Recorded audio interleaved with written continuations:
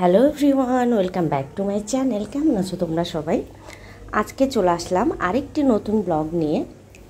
আজকে কিন্তু আমি আমার ব্লগটি শুরু করছি বগুড়া থেকে, কারণ আমি যেহেতু আগের ভিডিওগুলোই তোমাদের সাথে শেয়ার করছি, তো আমি তার ভেতরেই কিন্তু বগুড়া গিয়েছিলাম একবার।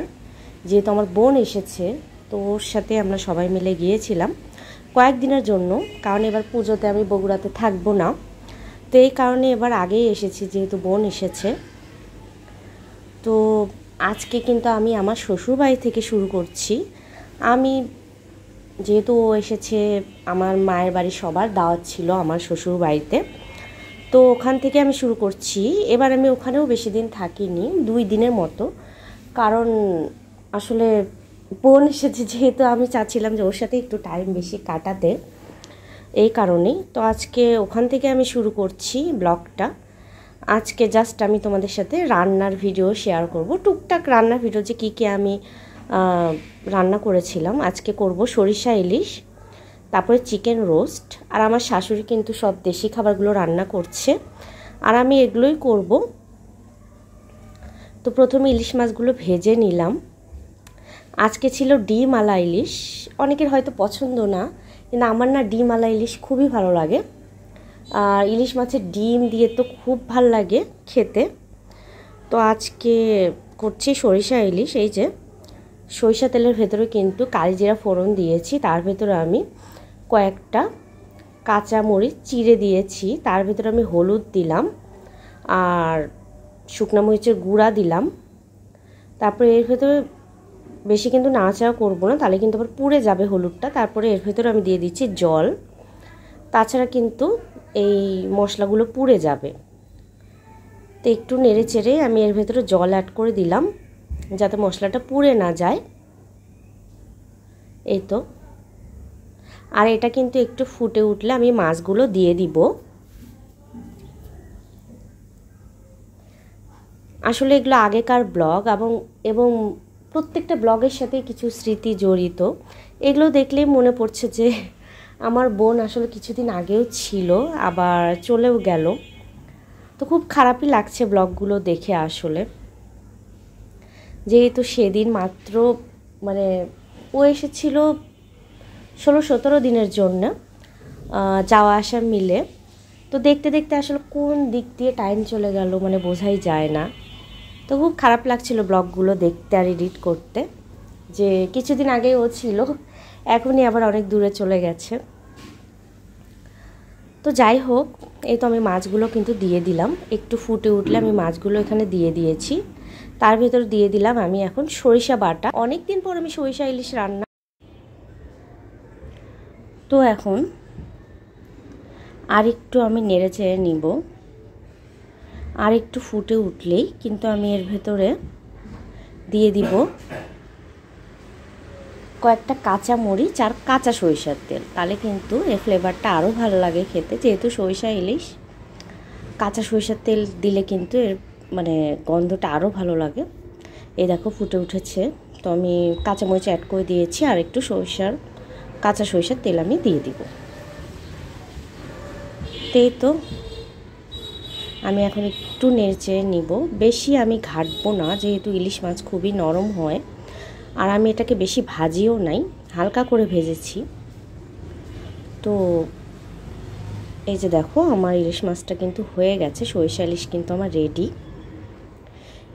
এটা রাঁধতে রাঁধতে কিন্তু আমার দিদিরাও এসে গেছে, আমার মা বাবা দিদি। তো এই যে ছিল আমার সরিষা ইলিশ এটা। তারপর আমি এখন রোস্ট রান্না করব। তো তার আগে ওদেরকে কিছু নাস্তা দিব, যেহেতু এসেছে। আমি রোস্টটা সবই রেডি, আমি রোস্টটা ভেজেও নিয়েছি।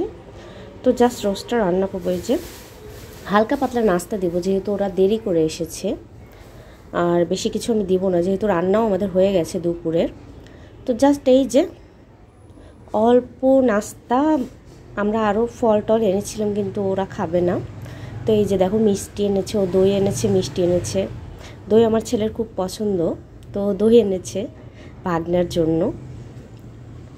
তো এই তো দেখো, এই মিষ্টিটা খুবই মজা, আমাদের বগুড়ার এশিয়ার মিষ্টি, আমার বোন এনেছিল, তো খুবই মজা। তো এখন ওদের নাস্তাগুলো আমি বেড়ে দিব। তো তার আগে ভাবলাম যে এটা একটু ভিডিও করে রাখি। এখনকার ভিডিওগুলো যেগুলো সবই আমি করেছি জাস্ট ওর সাথে একটা স্মৃতি হিসাবে, এটাই। তারপরে এই যে রোস্ট রান্নায় আমি চলে গিয়েছি। আজকে খুব শর্টকাট ওয়েতে আমি তোমাদের সাথে শেয়ার করছি, যেহেতু বেশি টাইম নেই। এই যে মশলাগুলো কিন্তু আমার কষানো হয়ে গেছে। আজকে রোস্টে আমি অনেক দিন পর টক দই ইউজ করলাম। তো মশলাগুলো আমি কষিয়ে নিয়ে কিন্তু এখন এর ভেতরে আমি দিয়ে দিচ্ছি চিকেনের টুকরোগুলো। এই তো, তারপরে মানে যখন ভিডিওতে ভয়েস ওভার দিতে যে আশেপাশে যে এত শব্দ, কিন্তু কিচ্ছু করার নেই, আমার হাতে টাইমও নেই। তো এই যে চিকেনের টুকরোগুলো সব অ্যাড করে দিলাম। এখন একটু নেড়ে চেড়ে আমি জল দিয়ে দিব। হ্যাঁ, যেহেতু রোস্ট আমি হালকা ঝোল দিয়ে দিব, জাস্ট রোস্টটা সেদ্ধ হওয়ার জন্য, আর একটু ঢেকে দিব। এই যে এই একটা আইটেম কিন্তু আমার খুবই পছন্দ, রোস্ট। মানে সব কিছুর থেকে ঊর্ধ্বে আমি এই জিনিসটা খেতে পারি। মানে মানুষের একটা প্রিয় জিনিস থাকে, আমার এই জিনিসটা হচ্ছে খুব প্রিয়। আর চিকেনের এমনি ঝোল বা এগুলোর থেকে আমার এই রোস্টটা বেশি ভালো লাগে। তো রোস্ট তো আর সবসময় করা হয় না, তো অনুষ্ঠান যখনই করা হয় তখনই আমি রোস্ট করতে চেষ্টা করি। তো এই যে আরেকটু নেড়েচেড়ে নিব আমি।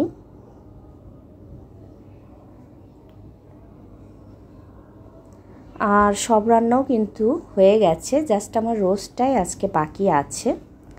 তো রোস্ট মাঝে মাঝে নেড়ে দিচ্ছি, আমার হাজব্যান্ডকেও বলতেছি যে তুমি একটু রোস্টটা দেখো। আর বোন যেহেতু এসেছে, মাঝে মাঝে যে আমি একটু গল্পও করছি। অনেক দিন পরে যেহেতু এসেছে, আমার একটা টাইমও মানে নষ্ট করতে আমার ইচ্ছে করছে না, যে এই টাইম তো আর পাবো না আমি। তো এই যে এখানে কিন্তু আমি ঝোল দিয়ে দিয়েছি, একটু ঢেকে দিব সেদ্ধ হওয়ার জন্য।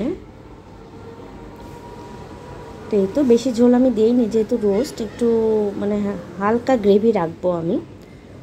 তো এই তো দেখো আজকে রান্না করেছি, এই যে কচুরলতিও রান্না হয়ে গেছে। এটা কিন্তু আমার শাশুড়িই করেছে, এবং আমার শাশুড়ি কিন্তু দেশি রান্নাগুলো খুব ভালো পারে। আমরা যেহেতু কচুরলতি আমিও রান্না করি, কিন্তু তার রান্নাটা কিন্তু স্পেশাল হয়। আর আমরা হচ্ছে এই জাতীয় রান্না পারি, মানে চাইনিজ আইটেম বা হচ্ছে চিকেন রোস্ট, সরিষা ইলিশ বলো, কচুরলতি আমিও রান্না করি, কিন্তু আমার মার বা আমার শাশুড়ির রান্নাটা আমার মনে হয় যে তাদের দেশি রান্নাটা বেশি ভালো হয়।